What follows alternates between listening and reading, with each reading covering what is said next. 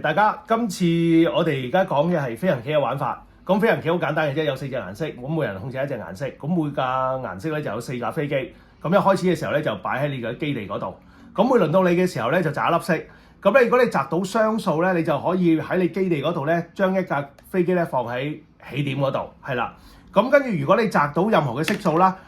如果你係已經喺起點嗰度有飛機，或者你喺跑道上面有飛機咧，你就可以行嗰啲飛機㗎。譬如話我呢隻咁樣，我可以行6步，咁我就根據個點數行1、2、3、4、5、6，係啦。咁如果咧你行咗6步之後咧，你發覺你停定嘅位同你架飛機嘅顏色係同一格嘅話，同一種顏色嘅話咧，你架飛機咧就可以跳去下一個相同顏色嘅格嗰度㗎啦，係啦。咁啊，最後仲有一個咧就係獎勵嚟嘅咧，就係當你擲到6嘅話咧，你係可以再擲多一次嘅，咁連續擲3次都得嘅。但係如果當你擲咗3次嘅6嘅話咧，你行過嘅飛機咧就要全部去翻晒起點嗰度，係一個大獎嘅懲罰嚟嘅。好，最後咧就係當你行飛機嘅時候，行到去你係藍色啦，行到去藍色箭嘴呢個位咧，就會再轉上去跑道嗰度，跟住轉上去跑道嗰度咧，跟住你就再擲色一路行啦。好，咁譬如去到呢度咧，如果你擲到2嘅話咧，咁就啱好咧，1、2咧就停喺停機坪嗰度咧，咁就叫做完成咗1隻飛機嘅去到終點。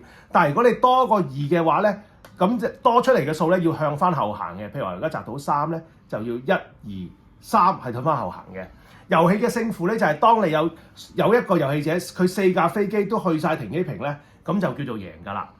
仲有一個咧就係會相遇嘅情況，就係當你行緊嘅飛機行到去人哋嗰個你行停定個位有其他飛機，譬如我而家咁樣啦，就擲到5、1、2、3、4、5啦，咁去到呢架飛機嗰度咧，咁原有嘅飛機咧就會俾我續翻去佢嗰個基地嗰度㗎啦。係，遊戲就係咁樣玩，多謝大家。